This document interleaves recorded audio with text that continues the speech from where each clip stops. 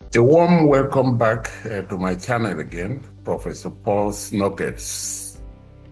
Pleased to meet you again and share some of my life's experiences. As I told you, I didn't introduce myself deeply from the beginning because I will be using a lot of my experiences to give my thoughts.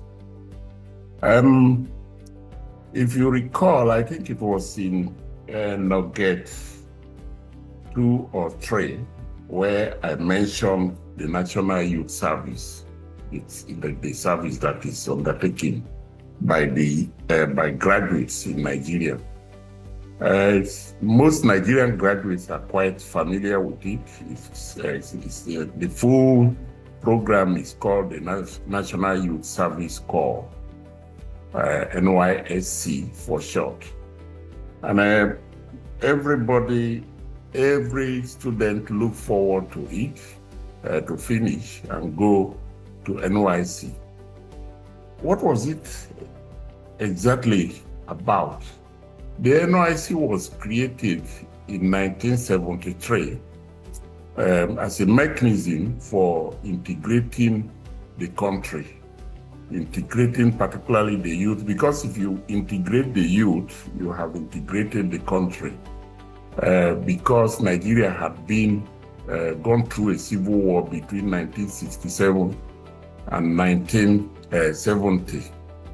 It was also called the Biafran War when the Eastern region seceded from the country and formed Biafra, a country of their own. It was a brutal war because Nigeria received a lot of support from the outside world, whereas the Biafrans, predominantly the Igbos, received no such support, where they were actually cut off. But I'm not going to dwell on the politics of that war. So at the end of it all, it was time to rebuild. And so the NYSC was created, a program that was planned to integrate the youth, to send out the graduates to states of origins, to sometimes ethnic groups or areas besides their own. So it was a lovely program where the young people sometimes were venturing out of their local areas for the first time. I did my own National Youth Service in the old Bende State, now Edo State, now around Auchi area. It was good because it was actually the first time I crossed the River Niger from my own side and went into Bende, as it was in today's structure. We crossed the river and then ended up in Asaba and then up to Agbo and then traveled to Abraka, where we did our orientation that year. So the program was meant for students who were graduates who were under 30. Anybody over 30 was exempted. And it actually captured the Nigerian students who finished overseas and were also returning to the country. So it wasn't an affair for locals only. So we all met at the camp. The camps were quite large. In some states, they could be up to 10,000 graduates in a batch in one camp. Depending on the needs of each of the states. So we met and did integrate, a lot of integration. It would typically start with a 1 month of orientation, where we were giving some paramilitary training, sit to listen to hold cultural events so that we could learn about each other before we even ventured into the communities. And a lot of military life training, except without the guns, but it was quite hard because the orientation was managed by soldiers who kind of tried to decivilize us.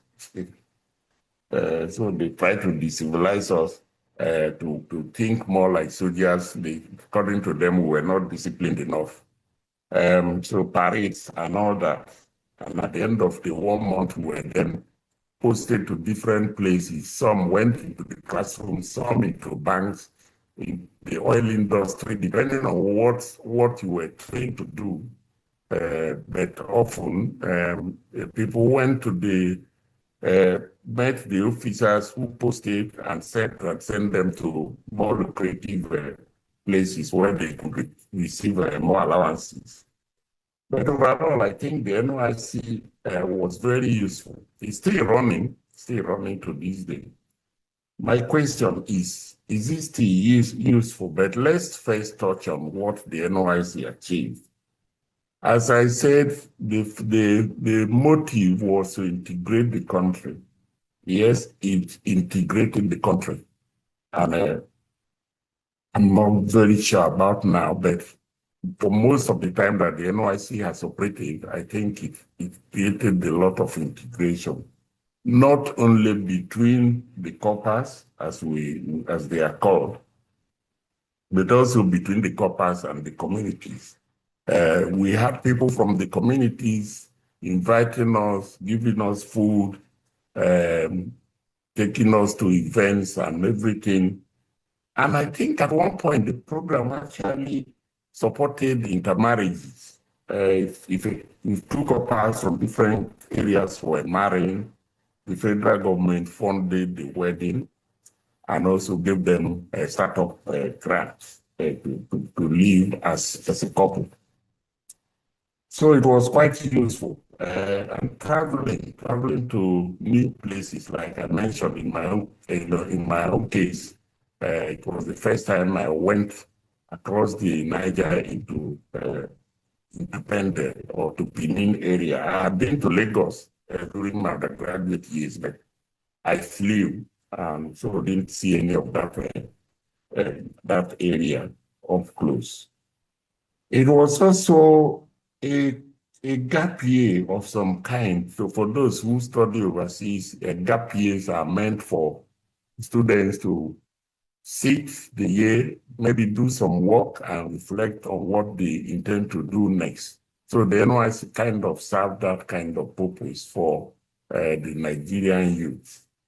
And sometimes it actually gave them the money, save if you were able to save. We actually lived most couples actually live quite recklessly. I'm not sure anybody will save anything much. The allowances, or the alawi, as it was called, wasn't all that much. So it was like living from hand to mouth. So that was what it was meant to be, but it gave us the opportunity to reflect on the past, what we just went through in the universities, and then also to look into the future. Sometimes it was time to decide whether to continue studying postgraduate or to go into work, or actually change one's disciplinary base and move into something else. But if you ask me now, and that was the question I asked a few minutes back, is the NYSC still useful? It's a debatable thing to say, and a very big debate this question requires. Personally, I would say no. It's really no longer useful. It has served its purpose, and I think it needs to go. Maybe not completely wiped off, and I'm going to profile alternatives in my next meeting.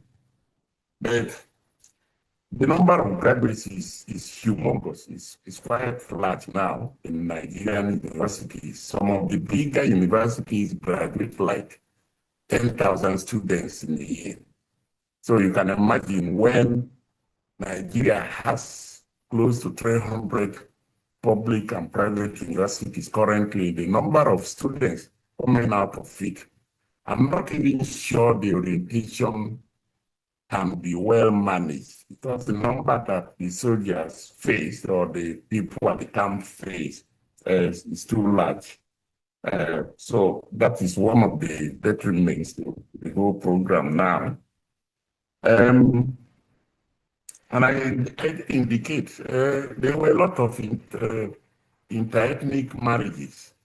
They serve their purposes, but looking at today's Nigeria, the divisions between the ethnic groups is widening, even though if you look at it without looking at quoting any data, I will really think there are more inter-ethnic marriages now in Nigeria than they were in the past, even outside the NYSC structure. But the divisions continue to widen. I don't know why.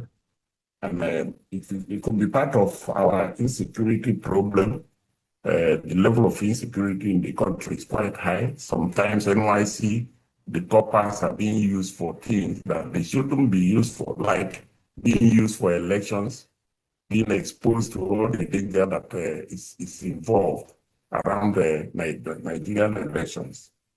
If you have been killed, wrongly targeted, there shouldn't be any reason to kill coppers, but they have been kidnapped and sometimes killed. And so one wonders whether there is the need to throw our young people into that kind of danger now.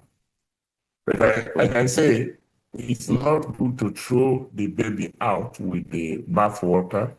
So it may be time to look at the program entirely. I think I will stop at this point and ask you, the listeners, to think about alternatives, even debate whether the NYSC is still useful or not. But I'm going to come up with the next video, which I will touch on the alternatives to the NYSC, or how to keep the NYSC, but improve it, make it more relevant, more contextual to the times we are living in, but not keep going as we have been going. It served its purpose. I think there is a need to look the program now, replace it with something else, or drastically overhaul it. And that will be my next video on this channel. Thank you for listening, and see you soon. Bye.